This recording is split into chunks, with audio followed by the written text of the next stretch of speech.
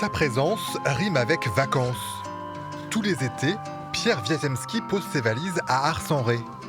Une bulle de douceur et de lumière. J'ai recommencé à venir à l'île de Ré, c'était en 77. Ça commence à faire. Vous avez quel âge en 77? J'étais pas né. Connard de jeune. Au départ, je suis venu au hasard. Et puis le clocher magnifique, et je me suis senti bien. J'ai rencontré des amis. Et petit à petit, c'est devenu, non pas ma maison, mais c'est devenu en tout cas mon village. Oui. Oui. Parmi les amis, il y a Valérie Solvit, dirigeante d'une agence de communication à Paris. Elle aussi fidèle d'Ars-en-Ré et de ses lieux emblématiques comme le Café du Commerce. Ce café, c'était vraiment le début des vacances. Quand j'arrive ici, le soir, on vient dîner au Café du Commerce, systématiquement. Et le dernier jour aussi.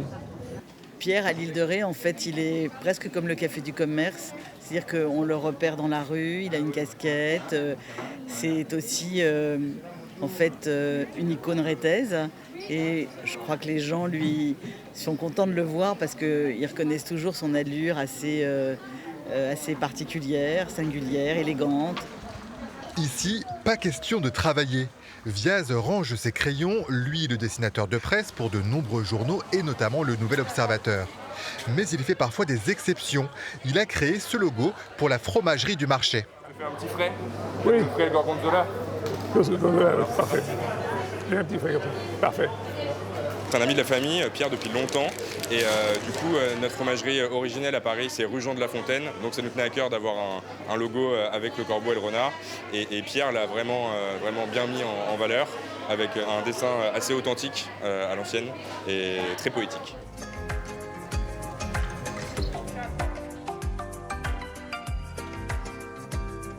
Le visiteur peut admirer le travail de Viaz dans un autre endroit à Ars-en-Ré, juste à côté du clocher dans cette galerie. Une exposition est en cours d'installation, car Viaz est aussi peintre et c'est la première fois qu'il présente ses œuvres. Sinon, mais c'est tellement beau l'océan. J'adore ça. C'est un essai, on va voir. Mais c'est pour ça que je suis très inquiet. Et que ça va marcher, j'en sais rien.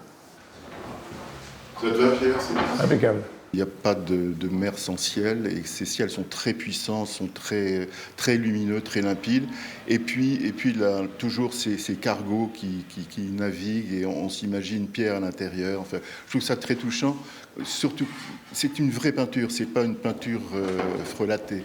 C'est une vraie peinture qui raconte une vraie histoire. C'est là où est la force de son travail.